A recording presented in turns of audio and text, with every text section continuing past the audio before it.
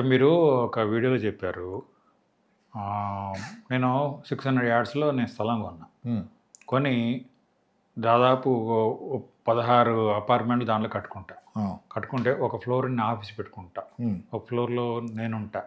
ఇంకో ఫ్లోర్‌లు ఇంకా మిగతా ఫ్లోర్‌లన్నీ కూడా రెంట్‌కి ఇస్తా. హ్మ్. నాకు రెంటల్ వాల్యూ వస్తది. హ్మ్. నేను ఆఫీస్ కోసం ఒక చోట పోవక్కర్లేదు. హ్మ్.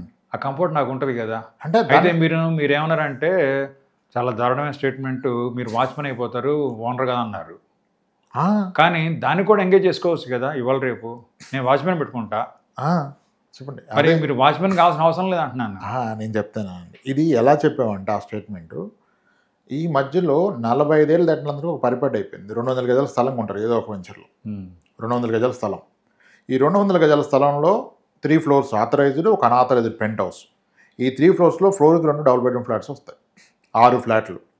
ఇతని ఆలోచన ఏముంటదంటే జీవితకాలం సంపాదించినంతా పెట్టి స్థలం కొన్నాడు. 1,10,10,00,000. ఇప్పుడు కన్‌స్ట్రక్షన్‌కి ఇంకో 90,00,000 నుంచి రూ. 1,00,000 పెట్టాడు.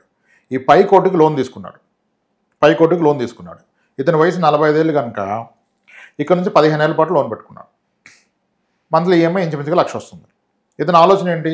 ఈ 15 ఏళ్లలో ఈ ఈఎంఐ తీరిపోతే అప్పటి నుంచి బ్రహ్మాండంగా రెంట్ మీద బ్రతకొచ్చు. Which is true. కానీ రూ. 1,00,000 లోన్ తీసుకోవాలంటే అతని సాలరీ 2,00,000 ఉంటది. 2,00,000 సాలరీ అంటే విపరీతమైన స్ట్రెస్, అక్కడ స్ట్రెయిన్ ఉంటది కదా ఆఫీస్‌లో. దానికి తోడు ఇప్పుడు ఈయన నెత్తి మీద 6 ఫ్యామిలీస్ పెట్టుకుంటే వచ్చే అద్దె 60,000. బిల్డర్ ఏమో చాలా ప్రొజెక్షన్ ఇస్తాడు. మీకెందుకు సార్ అద్భుతంగా రెంట్ ఉందని. హ్మ్. తీరా చూస్తే మీకు వచ్చింది 6 ఫ్యామిలీలు. 6 ఫ్యామిలీకి 60,000 రెంట్ ఇస్తారు. మీరు కట్టాల్సిన ఈఎంఐ 1,00,000. అంటే మీకు డెఫిసిట్ మంత్లీ 40. ఈ 40కి తగ్గట్టు అద్దె ఇంట్లో నువ్వు ఓనర్‌గా ఉంటే, నువ్వు పైన పెంట్ హౌస్‌లో పడుకుంటే 1:00 గేట్ సౌండ్ వస్తే ఎవ్వడికి రాని మెలకువ నీకే వస్తది. కిందికెళ్ళి చూసొచ్చిందాక నిద్రపోలేవు నువ్వు. కదా! ఓనర్ ఇంట్లో ఒక్క ట్యాప్ ఇరిగిపోదు. టెనెన్సీ 2, 3 ఏళ్ళకి ట్యాప్‌లు ఇరిగిపోతున్నాయి 3 నెలలకే. అవును. అంటే ఓనర్ వాడే విధానం వేరు, టెనెంట్ వాడే విధానం వేరు. ఇప్పుడు నువ్వు 2,00,000 టేక్ హోమ్ సాలరీ ఉన్న వ్యక్తివి 30,000 సాలరీకి వెళ్ళే అతనికి నువ్వు ఇచ్చావు ఇల్లు. ఉండడానికి ఇచ్చారు. ఆడు సండే మీకు పని చెప్తాడు. సార్ బాత్రూమ్‌లో నీళ్ళు పోవట్లేదు. సార్ అపార్ట్మెంట్ నేను కొనుక్కోవాలనుకుంటే అది నేను కట్టను. దాని క్వాలిటీ నేను చెక్ చేసుకోలేను. నాకు వాళ్ళ ప్లాన్ బట్టి అందమైన కళ్ళు చూపిస్తారు. హ్మ్. కానీ ఎంటర్ అయిన తర్వాత లీకేజ్ ఉంటది. వాటర్ లీకేజ్ ఉంటది. లేకపోతే వరదలు వచ్చేసరికి, వర్షాలు పడేసరికి నీళ్ళు నిండిపోతాయి. అవన్నీ ప్రాబ్లమ్స్ ఉంటాయి. నేను క్వాలిటీ ఎన్‌ష్యూర్ చేసుకోలేను కదా! అదే నేను నా ఇండిపెండెంట్ హౌస్ కట్టుకున్నప్పుడు నేను దగ్గరుండి మీరు క్వాలిటీ, స్ట్రెంత్ ఆఫ్ మెటీరియల్ ఎవరైతే అపార్ట్మెంట్ మీ దగ్గర ₹1 క్యాష్ తీసుకోకుండా, అంటే కరెన్సీ నోట్‌లో హార్డ్ క్యాష్ తీసుకోకుండా కొంటారో, జీఎస్టీ ఏస్తారో, వాళ్ళన్నీ మెయింటైన్ చేస్తున్నారుగా. అక్కడొచ్చే క్వాలిటీ వేరు. కానీ అక్కడేమన్నా లోపం జరిగితే ఉండదు. మరి కానీ ఎక్కడ జరిగింది సార్ మేజర్ బిల్డర్స్‌లో మీకు? ఫ్రాడ్ చేసేవాళ్ళు, ఫ్రీలాన్స్ ఆఫర్‌లు, తక్కువ రేట్‌కి డిస్కౌంటు, క్యాష్ సగం తీసుకుంటా అంటే there is a compromise in the system. When everything is white, account transaction ఇప్పుడు మీరన్నారు కదా! ఆ లైఫ్ స్టైల్ అక్కడే బిల్డ్ చేస్తాం. ఇప్పుడు ఒక ఇండివిడ్యువల్ కడితే స్విమ్మింగ్ పూల్ కట్టలేడుగా. ఇప్పుడు ఒకటి ప్రాక్టికల్‌గా ఆ! చూద్దామండి. ఆ! ఇప్పుడు గేటెడ్ కమ్యూనిటీ చూద్దాం. హ్మ్. గేటెడ్ కమ్యూనిటీకి వెళ్తే ఫంక్షన్ హాల్స్ ఉంటాయి దాంట్లో. హ్మ్. అక్కడే పెళ్లి చేసుకోవచ్చు హ్మ్. అని చూడడానికి బాగానే ఉంది. కానీ ప్రాక్టికల్‌గా చాలామంది చెప్పేది ఏంటంటే, మనం పెళ్లి కుదిరితే బుక్ చేసుకోవాలనుకుంటే 6 నెలల ముందు బుక్ చేసుకుంటే తప్ప ఖాళీ దొరకట్లేదు. అవును. దొరకదు. స్విమ్మింగ్ పూల్ ఉంది. స్విమ్మింగ్ పూల్‌లో కూడా చాలామంది వస్తూనే ఉండటం వల్ల మనం టైం చూసుకొని వెళ్ళాల్సింది తప్ప, నీవు చాలా సమయాల్లో అంటే కొంతమంది చెప్పిన అభిప్రాయం ఏంటంటే, అమ్యూనిటీస్ మీరన్నట్టుగానే అద్భుతంగా ఉంటాయి. గేటెడ్ కమ్యూనిటీల్లో. హ్మ్. ఖచ్చితంగా లైఫ్ స్టైల్ ఫర్ ఎగ్జాంపుల్ ఎల్డర్స్‌తో కంపెనీ దొరుకుద్ది. పిల్లలకి పిల్లల కంపెనీ దొరుకుద్ది. హ్మ్. ఆటలకి అంటే టోటల్ పర్సనల్ డెవలప్‌మెంట్ బ్రహ్మాండంగా అవుతుంది. హ్మ్. ఎవరు ఖాళీగా ఉండరు. అంటే మనుషులకి అదొక విలేజ్. హ్మ్. ఒక్కొక్క గేటెడ్ కమ్యూనిటీలో 4,000 మంది యెస్. ఉంటారు. ఉన్నారు ఈరోజు ఉన్నారు. ఉన్నారు. అంటే అదొక లోకం అయిపోతుంది. బయట రాకపోయినా కానీ అన్ని లోకాలు దాంట్లోనే కనిపిస్తాయి. ఖచ్చితంగా బాగుంటుంది. హ్మ్. కానీ ఎక్కువగా వాడుకునేది వాకింగ్ ట్రాక్ మాత్రమే.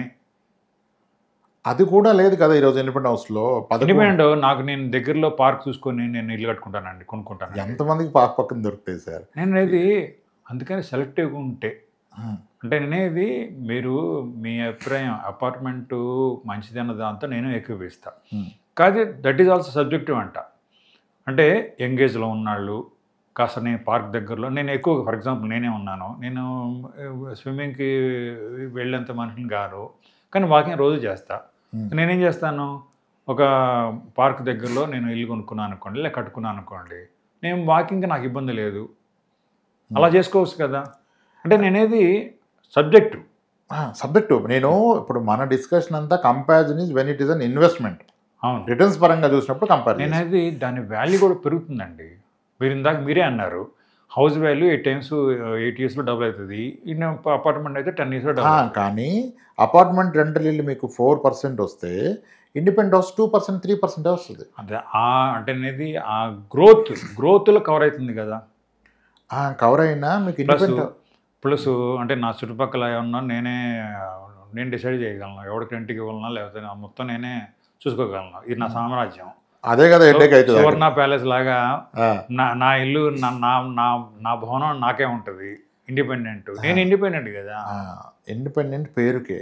ఇండిపెండెంట్ హౌస్లన్నీ మన ఊర్లలో, సిటీలో ఇండిపెండెంట్ హౌస్ స్థలం ఎంత, వీనింటికి పక్కింటికి గ్యాప్ ఎంత? మీరు 50 కోట్లు మీకు సంపాదించి అనుకోండి, సంపాదించి ఉంటారేమో కానీ 50 కోట్లు ఉంటే మీకు సువర్ణ ప్యాలెస్ అది వేరు. దాంతో కాదు కదా మనం కంపేర్ చేస్తుంది. ఇప్పుడు అపార్ట్మెంట్కి వచ్చే బడ్జెట్లో కొన్న ఇండిపెండెంట్ హౌస్ గురించి కంపేర్ చేస్తాం. ఓకే, ₹1 కోటి ఇండిపెండెంట్ హౌస్ అంటే గట్టిగా మాడితే 120 గజాల స్థలం.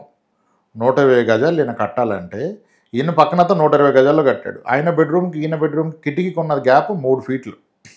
జీవితకాలంలో బెడ్రూమ్ కిటికీ తరలేరు, మీరు తీయలేరు. అసలు ప్రైవసీ ఎక్కడుంది కింద? మీకు ఆ సందులో ఉన్న 3.5 అడుగుల సందులు, 2.5 అడుగుల సందులో ఎవరు పని చేయగలుగుతారు? నాకు ఇండిపెండెంట్ హౌస్ అయితే చుట్టూ మొక్కలు పెంచుకుంటానండి. అంత ప్లేస్ ఎక్కడ ఉంది? 110 గజాల్లో మీకు చుట్టూ మొక్కలు కాదు. ఇప్పుడు కొన్ని కాలనీస్ ఉన్నాయి, స్థలానికి 250 గజాలు. ఇప్పుడు 10 ఏళ్ల క్రితం నేను ఎఫోర్డబిలిటీ ఉంటే ఓకే. ఇప్పుడు ఊర్లో పెరడు ఉంది, అదే ఎఫోర్డబిలిటీ ఉంటే ఓకే. ఎఫోర్డబిలిటీ ఉండి నాకు మొక్కలు పెంచుకోవాలి, గార్డెన్ పెంచుకోవాలి అని ఉంటే సెట్ బ్యాక్ వదిలితే అద్భుతం సార్. సెట్ బ్యాక్ అంటే మీ ఇంటి చుట్టూ కారు తిరిగితే అద్భుతం. ఆ ఎఫోర్డబిలిటీ ఎవరికి ఉంది? మనం చుట్టూ కారు తిరగక్కర్లేదు కానీ ప్రదక్షిణ స్థలం ఉండాలనుకుంటాను నేను. ఆ ప్రదక్షిణ చుట్టూ ముందు మాత్రం పార్కింగ్ ప్లేస్ ఉండి ప్రదక్షిణ స్థలం ఉంటే చాలు. ఆ ప్రదక్షిణలో ఇప్పుడు పక్కన అతను కూడా అదే ఉంది కదా సార్. ఇప్పుడు బయట కూర్చొని లేడీస్ పని చేసుకోలేరు. నీకు నీ జీవితకాలంలో బెడ్రూమ్ కిటికీ తెరిసే ప్రైవసీ లేనప్పుడు ఇంకా ప్రైవసీ మాడుతున్నారు. ఇప్పుడు మీరు అన్నదే ఉన్నది. ఒక వ్యక్తి కొనుక్కుంటారు అనేది ఎఫోర్డబిలిటీ ఉండి యంగేజ్లో ఉన్న వాళ్ళకి ఇండిపెండెంట్ హౌస్ వెళ్ళినా కూడా తప్పు లేదు. దాని గ్రోత్ కూడా ఉంటుంది. ఫస్ట్ ఎఫోర్డబిలిటీ ఉండి యంగేజ్లో ఇండిపెండెంట్ హౌస్లో ఉంటే బీపీ వచ్చేస్తుంది. ఫస్ట్ ఆఫ్ ఆల్ ఎందుకు? సేఫ్టీ కన్సర్న్ కదా. ఇండిపెండెంట్ హౌస్ సెక్యూరిటీ గార్డ్ని పెట్టుకోలేము. మీరు బయటికి వెళ్ళి 7-8:30 రాలేక 3 floors వేసుకుంటానండి. ఒక ఫ్లోర్లో నేను ఉంటాను, వాచ్మెన్ పెట్టుకుంటాను. నాకు ఎఫోర్డబిలిటీ అది ఎంత కాస్ట్ అయిపోతుంది? ఆపరేషనల్ కాస్ట్ ఎంత? ఎందుకని ఎఫోర్డబిలిటీ ఉంటే ఎఫోర్డబిలిటీ ప్లస్ ఎంగేజ్ కూడా ఉండాలి. ఎందుకంటే ఇప్పుడు 60-70 ఏళ్ల వయసులో నా ఎఫోర్డబిలిటీ ఉన్నా కూడా నాకు అపార్ట్మెంట్ ఇచ్చిన సేఫ్టీ ఇండిపెండెంట్ హౌస్లో రాదు. అదే సార్, ఇప్పుడు ఎంగేజ్ వాళ్ళకి కూడా పిల్లలకి సేఫ్టీ సెక్యూరిటీ ఇద్దరు వర్కింగ్ ఉంటే అపార్ట్మెంటే ఉంది. పిల్లల్ని ఆడుకోవాలి, ఆటకి పంపించాలంటే. మనకు వచ్చిన క్లయింట్స్ బీరాంగూడలో అపార్ట్మెంట్ కొన్న వ్యక్తి, ఇండిపెండెంట్ హౌస్ కొన్న వ్యక్తి ఫ్రెండ్స్. ఇండిపెండెంట్ హౌస్ అతని పిల్లలు ప్రతి వీకెండ్ అంకుల్ దగ్గరికి వెళ్దాం ఉన్నారు అపార్ట్మెంట్ వరకు. అది ఎంత పెయిన్ఫుల్ థింగ్. ఇప్పుడు మీరేమో ఓల్డ్ ఏజ్ వాళ్ళకి కావాలన్నారు అపార్ట్మెంట్, యంగేజ్ వాళ్ళకి కూడా అదే కావాలి. ఎందుకంటే పిల్లల గురించి. ఇప్పుడు పిల్లల్ని తీసుకెళ్ళి స్కేటింగ్, స్విమ్మింగ్, బ్యాడ్మింటన్ ఆడించేంత టైం లేదు కదా ఎవరి దగ్గర. అదే అపార్ట్మెంట్ అది వాడే ఏ చివరికి వెళ్ళి ఆడుతున్నా ఆడుకొని వచ్చేస్తాడు. ఎంత రష్ ఉందండి. రష్ ఉంటే మంచిది, ఇంకా సోషల్ స్కిల్స్ బాగా పెరుగుతాయి కొట్టుకుంటే ఇద్దరు స్విమ్మింగ్ పూల్లో. ఇప్పుడు గేటెడ్ కమ్యూనిటీస్లో ఉన్న పిల్లలు అంటే ఎఫోర్డబిలిటీ ఉంటేనే, లేని వాళ్ళకి నువ్వు గేటెడ్ కొనాలని ఎక్కడ చెప్పట్లా. అంటే 100% అంటే ఇప్పుడు చూసేవాళ్ళు గుర్తించాల్సింది ఏంటంటే 100% సూటబుల్ అనేది ఏ సూత్రం చెప్పలేం. సబ్జెక్టు కండిషన్స్ షరతులు వర్తిస్తాయి. మీరు చెప్పి కూడా అదే కదా. కన్జంప్షన్కి మీకు నచ్చింది తీసుకోండి, బట్ యాజ్ అన్ ఇన్వెస్ట్మెంట్ ఇప్పుడు నేను చెప్తాను అండి. కోంపల్లిలో ఒక అద్భుతమైన విల్లా ఉంది కమ్యూనిటీ. నిజానికి ఆ విల్లా 12 కోట్లు. దాంట్లో రెంట్కున్న అతను నా దగ్గరికి వచ్చాడు. అది అద్భుతం. 12 కోట్ల విల్లా అంటే అద్భుతమైన ఎమ్యూనిటీస్. అవును. ఆ టెనెంట్ అంటాడు, సార్ నాకు మా వాళ్ళని చూస్తే జాలేస్తుంది సార్ అన్నాడు. ఎందుకు సార్ అంటే 12 కోట్లు విలువ చేసే విల్లా నేను కట్టే రెంట్ నెలకు ₹1,00,000 సార్. 12 కోట్ల మీద సంవత్సరానికి 1 లక్ష అంటే 1%. రెంట్ పర్పస్ అయితే నేను పూర్తిగా ఏకీభవిస్తా. Rent purpose independent house and villa work out అవుతూ రెంట్ పర్పస్. ఉండటానికి అయితే మాత్రం ఉండటానికి అద్భుతం.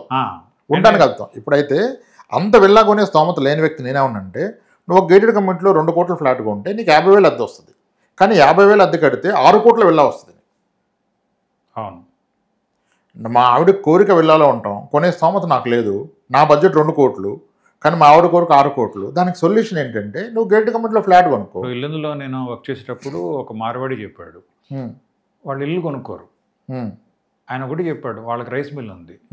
మేము రైస్ మిల్లుల్లో పొట్టు ఉంటుంది కదా, ఊక, అది అమ్మి దాంతో ఇల్లు గడుపుతాము.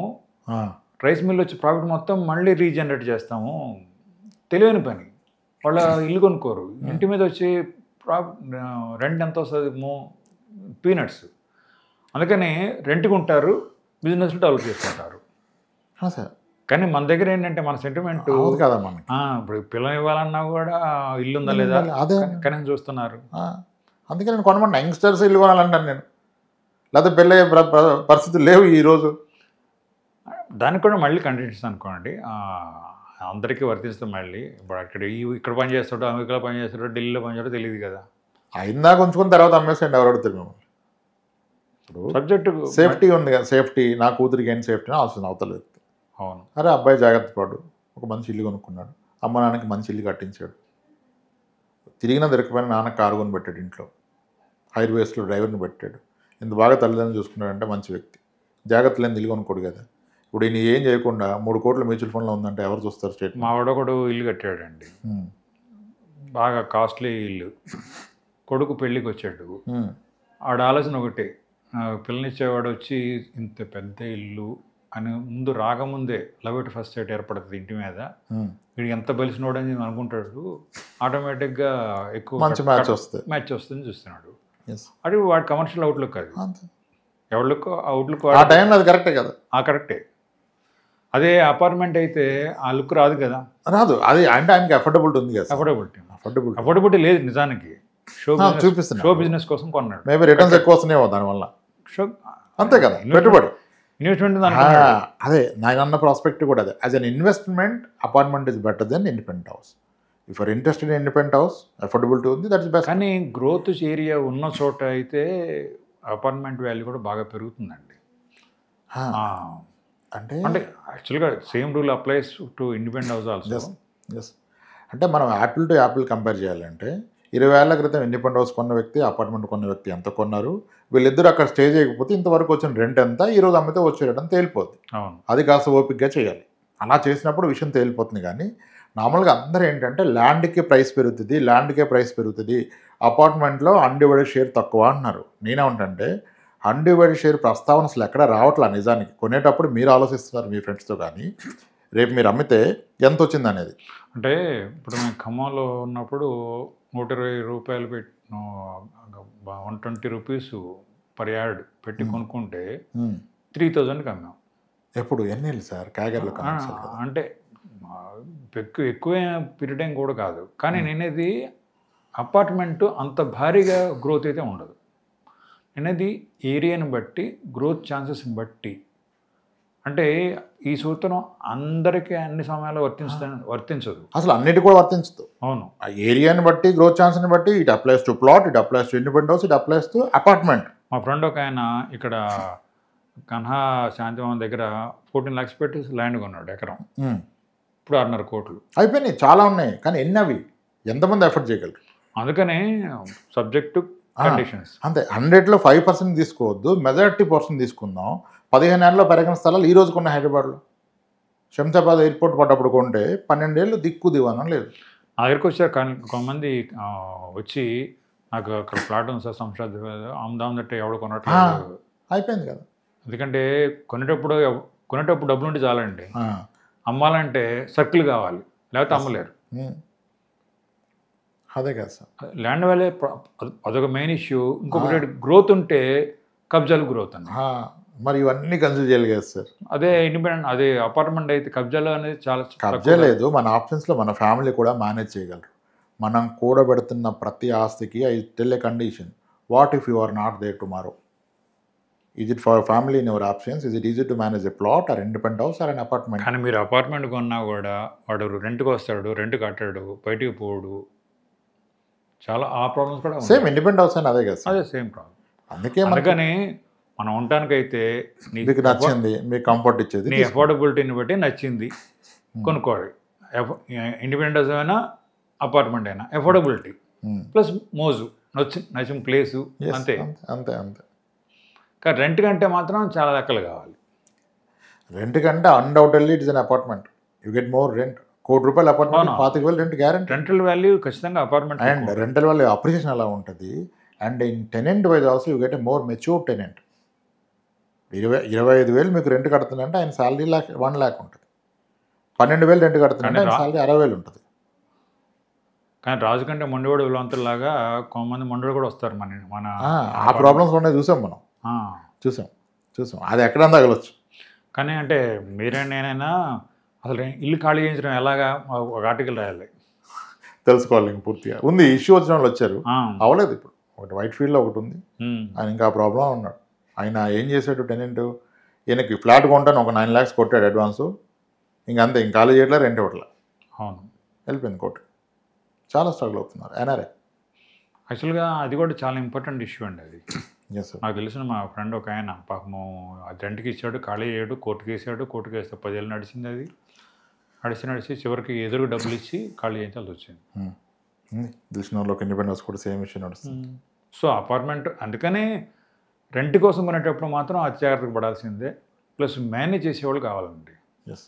ఇప్పుడు మనం ఎక్కడైనా అమెరికాలో ఉండి ఇక్కడ రెంట్కి కొంటే అంటే మేనేజ్మెంట్ కష్టం అవుతుంది. వచ్చేసింది సార్ ప్రాపర్టీ మేనేజ్మెంట్ సర్వీసెస్ అని చెప్పి 5 to 7% ఛార్జ్ చేస్తున్నారు. They get the tenant, they get the agreement done, they get the repairs done. Weekly monthly ఒకసారి ఇన్స్పెక్షన్ చేస్తారు. ప్రాపర్ సర్వీసులు ఉన్నాయి.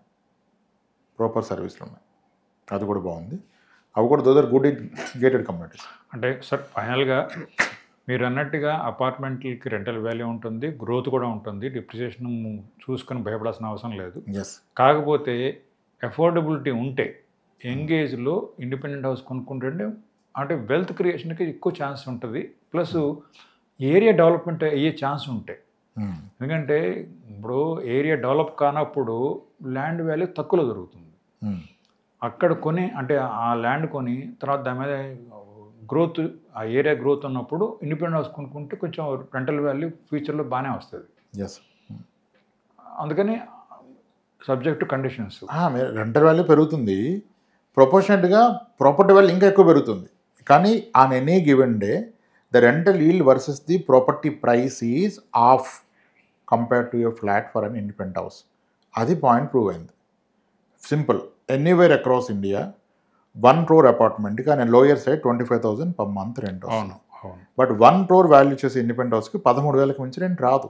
మా అంటే 14,000, half of the amount we're losing. ఎందుకంటే ప్రాపర్టీ ల్యాండ్ వాల్యూ ఎక్కువ ఉంటుంది కాబట్టి, ల్యాండ్ పోర్షన్ కాబట్టి if you're looking at recurring income out of than asset, recurring income కోసం అయితే కన్జంప్షన్కి ఇంకా మనకు డిబేట్ లేదు. ఫర్ కన్జంప్షన్కి yes, whichever you like, whichever you enjoy more, yes, that's the one you need to choose. Me book చాలా అద్భుతంగా ఉంది. యాక్చువల్గా ప్రతి ఒక్కరికి అవసరం. మనం అనుభవం ద్వారా నేర్చుకుంటాము, కాకపోతే ప్రతిదీ అనుభవం ద్వారా నేర్చుకోవాలంటే జీవితకాలం చాలదు. తప్పులు చేసి నేర్చుకుంటుంటే దెబ్బలు బ్రహ్మాండం తగులుతాయి, రక్తం గారిపోతుంది. సో మీ పుస్తకం చదవడం వల్ల ఏంటంటే ఆ తప్పులు చేయకుండా జనం ఆర్థికంగా బలంగా తయారవుతారు. Thank you for the excellent book. Thank you very much sir, my pleasure.